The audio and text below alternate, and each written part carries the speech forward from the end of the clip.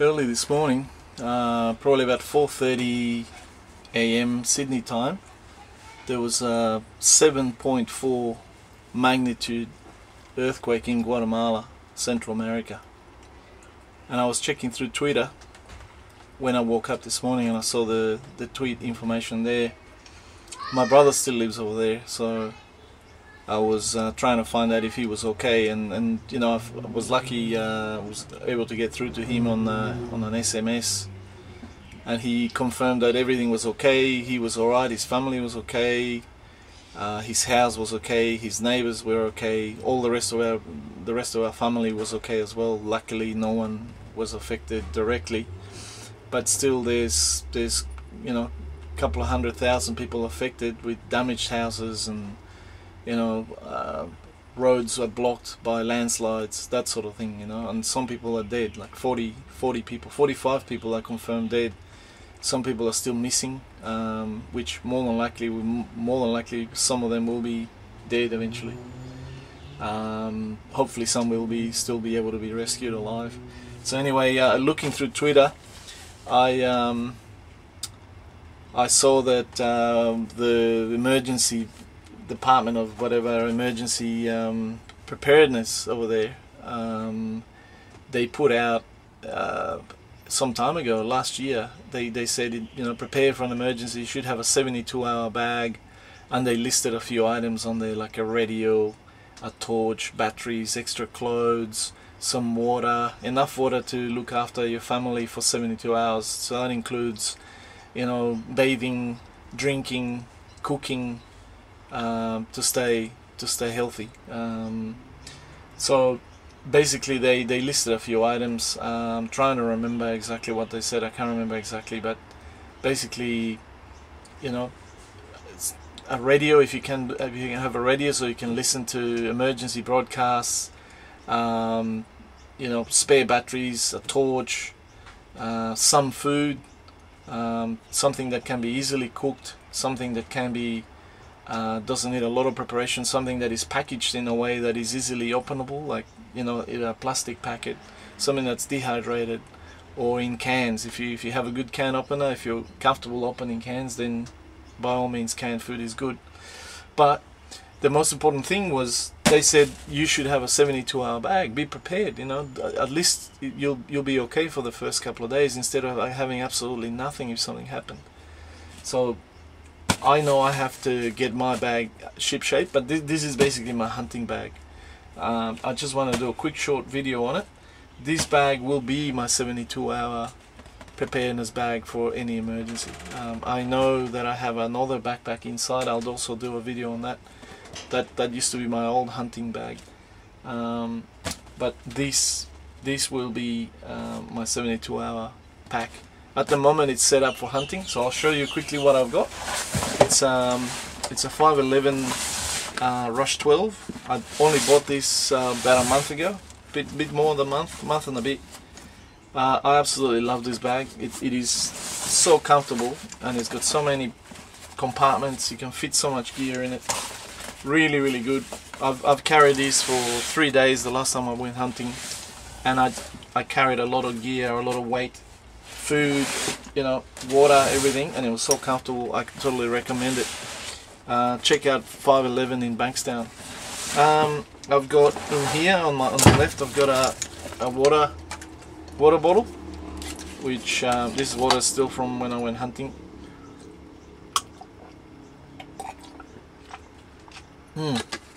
Absolutely beautiful. Nothing wrong with that water. Okay, that's about a litre, I think, or maybe 750 mils. Got a little water pouch carrier here. 511 molly attached to my pack. This is the best thing about this pack. It's got molly attachments. You can put everything in molly, or any other type of attachment, but all the 511 gear is molly attachments. So even the bag has molly attachments. Like, you could put clips and stuff on here, hang things off. It's got tightening belts on the side. It's got one on each side here. So you can clip all the stuff around it. You can use the clips to secure it. You got you got stuff in here. I've got some batteries for my GPS, spare batteries for the GPS. We were hunting in really heavy bush, so we didn't want to get lost. Got a spare torch. This is just a cheapie, just for emergencies. I've got a lead Lenser P7.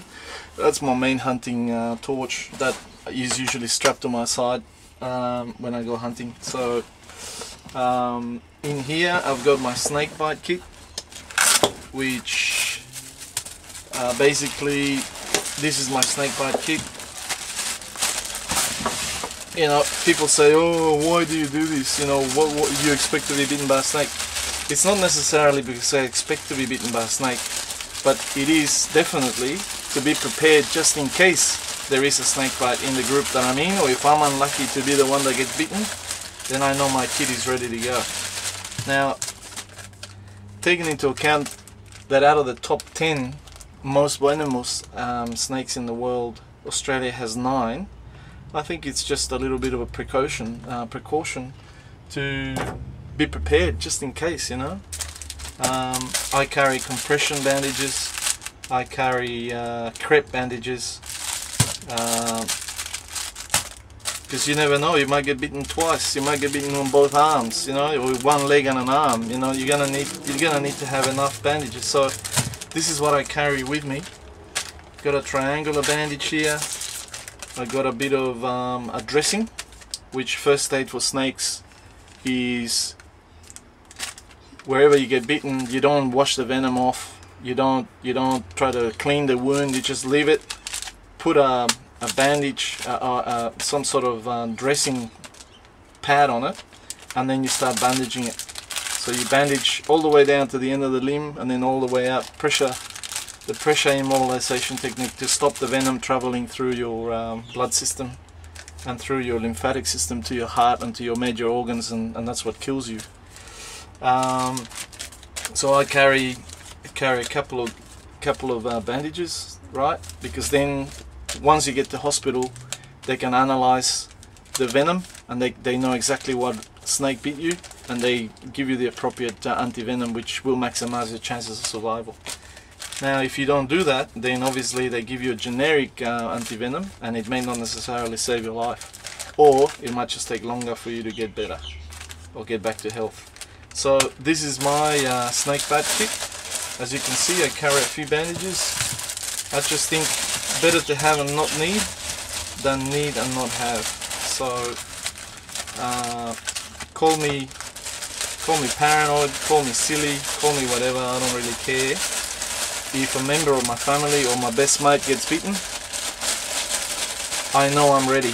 At least there's a fair chance that I'll be able to give him the appropriate first aid, and his chances of survival will be maximized. You know, imagine how would you feel if your best friend died because you didn't know how to give him first aid for a snake bite, or instead of doing the right thing, you started running around and made him walk instead of bandaging his limb wherever he's been bitten, immobilizing him, preventing him from walking, trying to relax him, trying to help him out to stay calm, to avoid the venom running through his system. So you need bandages, put pressure on the limb, stop the venom traveling as much as possible, and get to hospital as soon as possible. That's what's going to save him, not anything else. I also carry a couple of emergency blankets here. You know, we hunt in all weathers, mainly in winter. So if you break a leg, or if there's an accident or something and you need to stay out there while someone else goes to get help, then these things will be great. Will keep you warm and prevent you from getting hypothermia, or keep you a little bit warmer than you would otherwise. Also got a pair of scissors which came in that kit that I bought the other day. And I'll just keep it in here. You might need to cut a trouser leg or something like that, cut some cloth off. Might as well have a pair of scissors, and that just clips onto the back of my pack here. In here I just carry my poncho, my gloves, my GPS. As I said to you, this is just set up for hunting. I know that I need to fix it up for proper 72 hour preparedness, but this is just how I got it for hunting. Okay, I've done that. The main, actually I'll do, the side pocket is just a 511 med kit pouch. In here I've put a few things. There's a pair of gloves, some antiseptic gel, another pair of gloves, more bandages. If I run out of bandages on my Snakebite kit, I know I got a couple more here for sprains and whatever else. What else is in here? Got another triangular bandage. Got a pair of tweezers. Right. In here I've got all the assorted stuff like wipes, wet wipes. I've got first aid, soap wipe. Got a few of them. Gauze pad, another gauze pad if I need. Burn aid. Take into account this kit is what I carry in my backpack. I actually, when we go hunting, I have a proper full St. John's ambulance plastic carry case that is first aid, and that's got everything in it. It's got a whole heap of all the stuff. I might do an actual video on that. In here I've got another triangular bandage. I got another space blanket. I've got actually another space blanket, so you can never have too many of those things. Got a bit of eye wash if you get something in your eye. Mouth face mask that if you need to give somebody you know, rescue breaths, you can do that.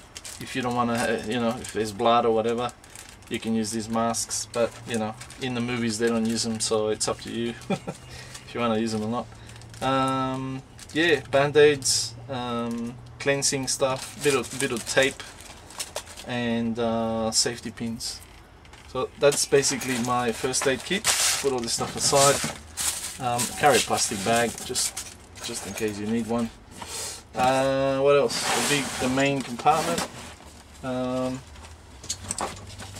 This bag is absolutely amazing. It's got everything. It's huge. It's got so many compartments. In here I carry some cordage, some paracord, some 550-pound paracord. I've got my lead lenser packaging, which I've kept. I don't know why, it's made out of sort of cardboard, but I just like it. And it's got my fire kit in here. It's got my cotton buds with wax. I've got my fire steel. I've got a spare fire steel, which is just a normal ferrous rod. This one it's got the magnesium strip here. Magnesium strip, the actual fire steel, and also you can cut bits of this timber. If you need a bit of tinder, you can use that as tinder as well. You can cut bits of it and it'll be dry and you'll be able to light a fire. So I've never had to really do a fire in emergency, but I know that if I have to, I know how to do it, and I've got the tools to do it. In here, I think it's just from the last hunting trip. This came in handy when we were out there. You can just leave something for your imagination. That was just call of nature. Bit of 2 fruits from the supermarket. Beautiful, gives you energy. Lots of sugar in it. So you get some fruit and nice syrup. Sultanas, it's always good, and a maple crunch sort of health, you know, bar with lots of cereal stuff. And, so rolled oats. So yeah, that's it. That stays in there. I'll fix it up in a sec. I just gotta check how long this video is going for. I don't want to make it too long. So basically that's what I wanted to do, just do a quick video on my hunting pack, but I will do another video once I fix it up for a 72-hour emergency bag. Alright guys, I'm running out of time. Yeah, and another thing I needed to show you is in here, my trusty old Opinel, which I found the perfect spot for it, which is on the top here. That's where it's gonna sit. And yeah, see ya. Cheers guys, thank you. Beauty.